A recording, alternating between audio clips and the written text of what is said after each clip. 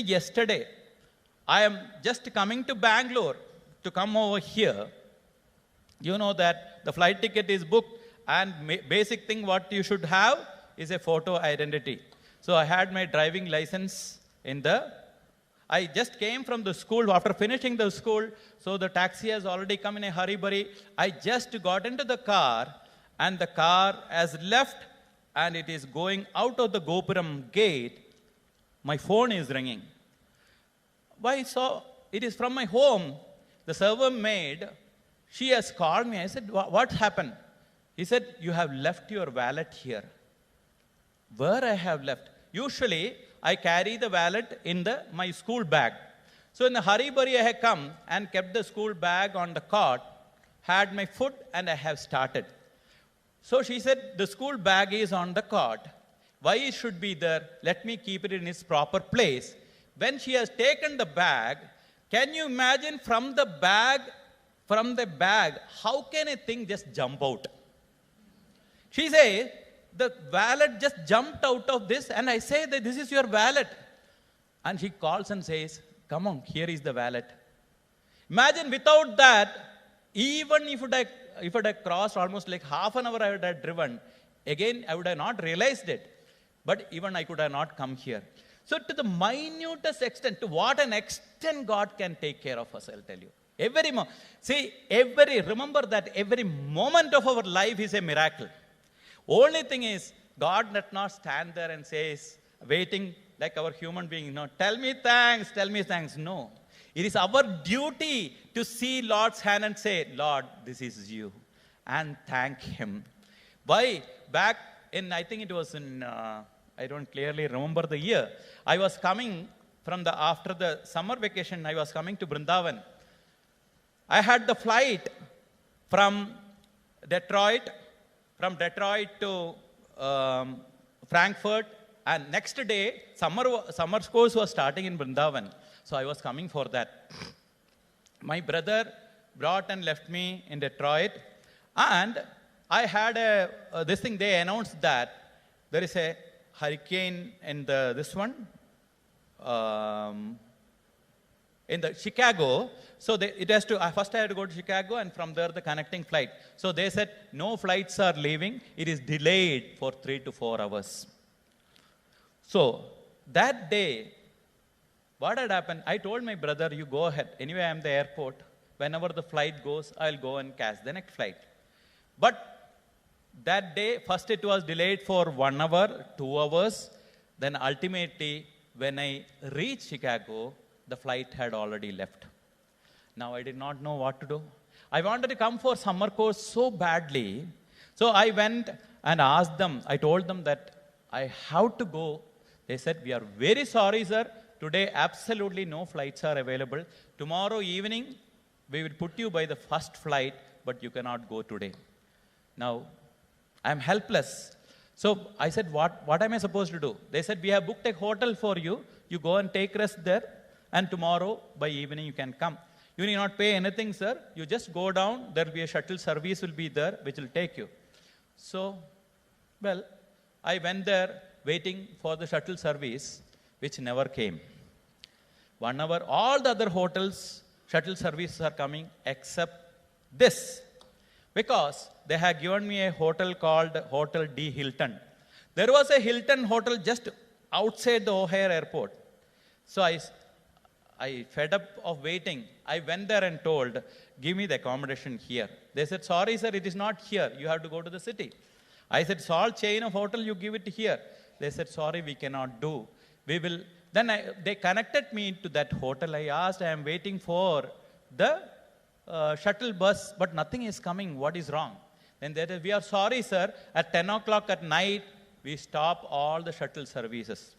So from morning 7 o'clock only, we will start the service again. So I said, I got a reservation with you. What am I supposed to do? They said, you take a cab and come. Now. So I requested the lady at the counter, can you book a cab for me? She said, yes.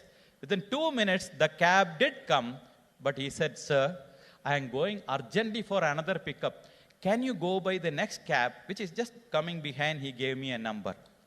All right. I waited. The other cab never came. Now, all sort of mixed feelings started going in my head, and I called my brother who was in Ohio and said, I got stranded like this. He said, don't lose heart. What are you planning to do? I said, I'm trying to take a cab and go to the hotel. He says, don't ever do that. You are all alone because Chicago, the crime rate is very high. It is not advisable for you to go alone in the car. If you listen to my advice, just stay in the airport itself. Early morning, go to the hotel. Still you have time till evening, you can rest and come. So Swami was preventing me to getting into any of the cabs. So I said, all right. I put the luggage next to me, sat there. Now I have to spend time till morning. I was thinking in my mind, Swami, why did it happen? This is what usually, everything goes well. We will never ask Swami that, Swami, why everything is going well? If something goes wrong, we'll ask, what happened, Swami? Why have you deserted? Only at that time, the thoughts will come. So here I am. What? I didn't do anything wrong. Why, Swami, this type of complication should come? And I was thinking. Suddenly, I was thinking. I remembered a story told by Swami. He says, whatever happens in your life, think that it is for your good. And if you have that positive thought, even the worst circumstances, if you think that it is for my good, it is for your good, definitely good will come out of it. I said, all right. So that thought came to me, why I should take negatively. Shivaratri comes only once in a year. Here is a chance for me to keep awake the whole night and chant God's name. So sat there, sitting with my luggage, and I started chanting I was chanting Gayatri. Continuously I was chanting Gayatri. Now and then I'll get distracted by the people, those who come and go, and it was almost midnight, around 2 o'clock at night. The whole place is deserted. Now what else? All alone, sitting there and doing the Namasmarana. Suddenly I saw a black man coming from far. You know the typical way in which they always walk to a tune which nobody can hear. So he came and stood and stared at me up and down. He was wearing a black t-shirt, black pant. He was totally in black and I was totally in white. So he looked at me and said, why are you sitting here? He asked. I said, I missed my flight. I got a hotel accommodation. So no shuttle bus, so I'm sitting here. He said, follow me, he said. Follow you? What is that? So I was praying. I always feel that Swami is with us, Swami is with us. Swami said, what is this, Swami? What is happening? Swami said, go. So, imagine I took my luggage and I'm just walking behind this strange man. And he was taking me to a place, all the parking lot, not a single soul.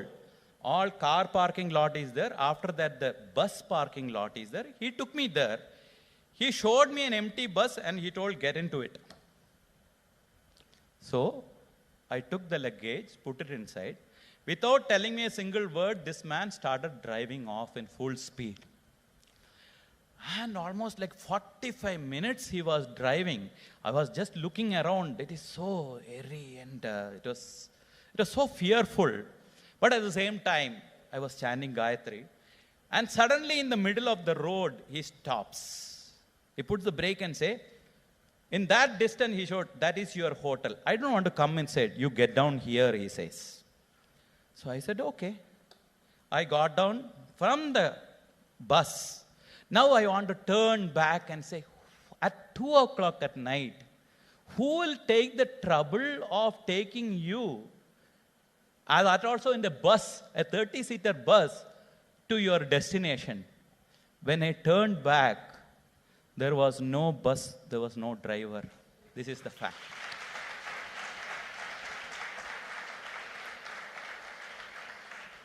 This is the amazing thing God can do.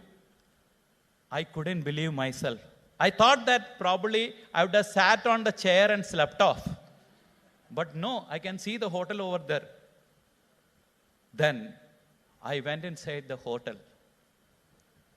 tears of gratitude that only I can give back to the Lord.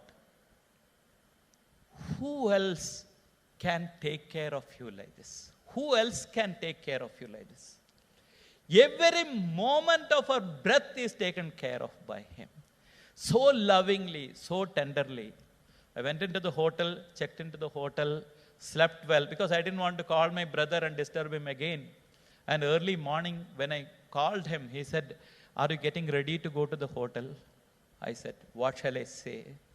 Swami brought me in his own unimaginable way to the hotel. This is how Swami has been taking care of me. No, not me alone. All of you, each one of you. Shukabrahma Rishi wrote only one Bhagavatam. If today Bhagavatam has to be written, each and every one of you can write Bhagavatam.